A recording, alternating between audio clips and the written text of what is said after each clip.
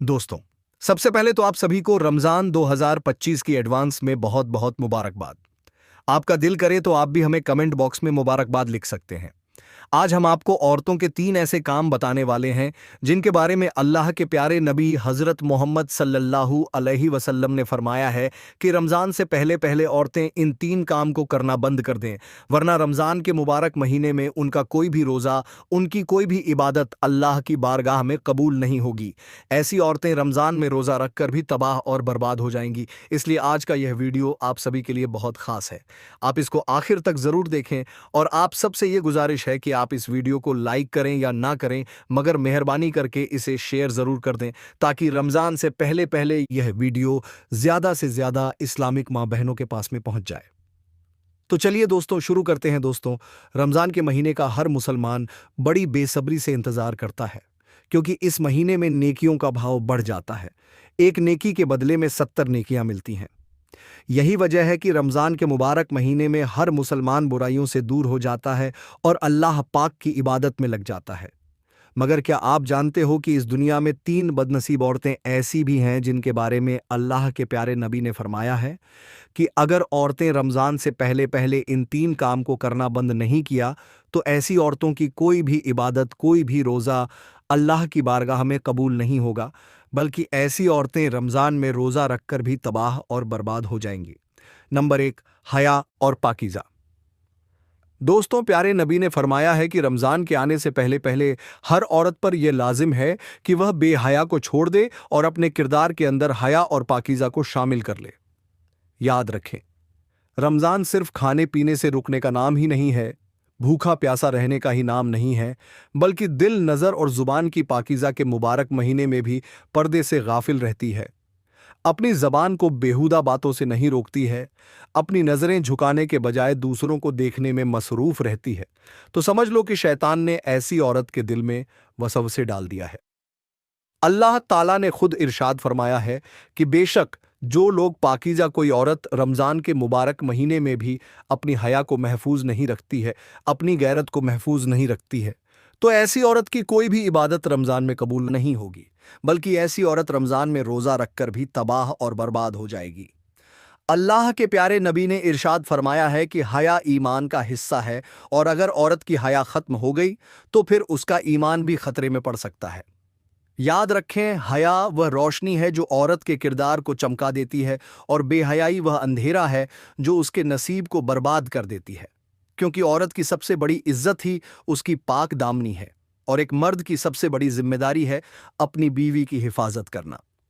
दोस्तों, इस वक्त आप लोग उसकी इज्जत की कस्में खाया करते थे। इस कदर वह नेक दिल औरत थी, क्योंकि उसे पता था कि एक औरत की इज्जत उसकी चादर में नहीं बल्कि उसकी नीयत में होती है। अगर नीयत पाक साफ हो तो फिर दुनिया का कोई भी तूफान उसे गिरा नहीं सकता है। लेकिन याद रखें, आजमाइश हमेशा पाकीज़ा दिलों पर ही आती है। एक दिन एक जालिम हाकिम की नजर इस औरत पर पड़ गई। वह इसके हुस्न से नहीं बल्कि इसकी हया से मुतासिर हुआ, इसीलिए वह इसे देखते ही इस पर फिदा हो गया, क्योंकि वह जानता था कि जो चीज दुनिया में कामयाब है वह चीज सबसे ज्यादा कीमती है। इसके बाद उस जालिम हाकिम ने हर तरह से उस औरत को खरीदने की कोशिश की, दौलत, ताकत, वादे और यहां तक के धमकियां भी दी, मगर वह औरत तो एक चट्टान की तरह मजबूत रही। वह जानती थी कि जो औरत दुनिया के खौफ से झुक जाए वह अल्लाह के यहाँ पर बुलंद नहीं हो सकती है, और जो औरत अल्लाह के खौफ में जीना सीख लेती है तो फिर यह दुनिया उसके कदमों में गिरने पर मजबूर हो जाती है। इसलिए फिर जब यह औरत उस जालिम हाकिम के झांसे में नहीं आई तो उस जालिम हाकिम ने उस औरत को कैद करने का हुक्म दे दिया, मगर यह औरत फिर भी टस से मस नहीं हुई और बार बार इनकार करती रही। इस तरह से फिर यह औरत उस जालिम हाकिम के कैद खाने में कैद हो गई।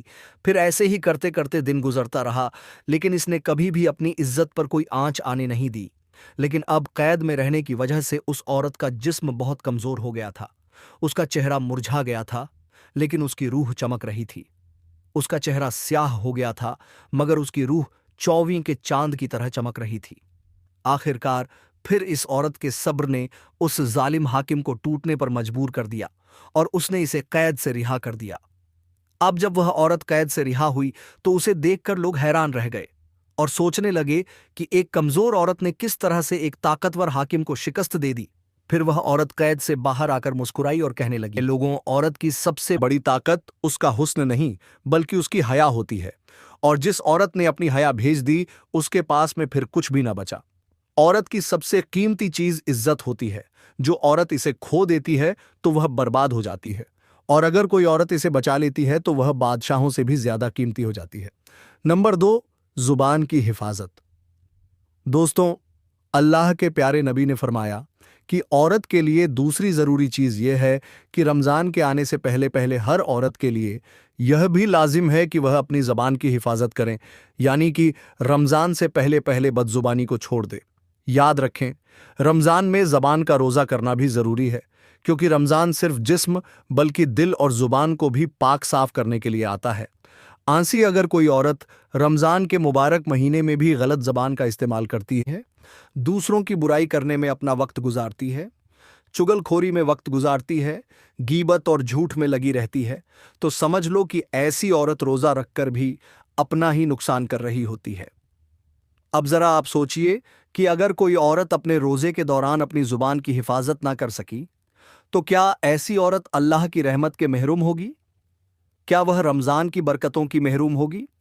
हरगिज़ नहीं, क्योंकि जो औरत रमज़ान के मुबारक महीने में भी अपनी ज़ुबान की हिफाजत ना कर सकी, उसकी ज़ुबान से लगातार वह अल्फाज निकलते रहे जो दूसरों को तकलीफ दे रही थी, जो रिश्तों में दरार डाल रही थी। तो क्या ऐसी औरत कामयाब हो सकती है? हरगिज़ नहीं, ऐसी औरत बिल्कुल भी कामयाब नहीं हो सकती है।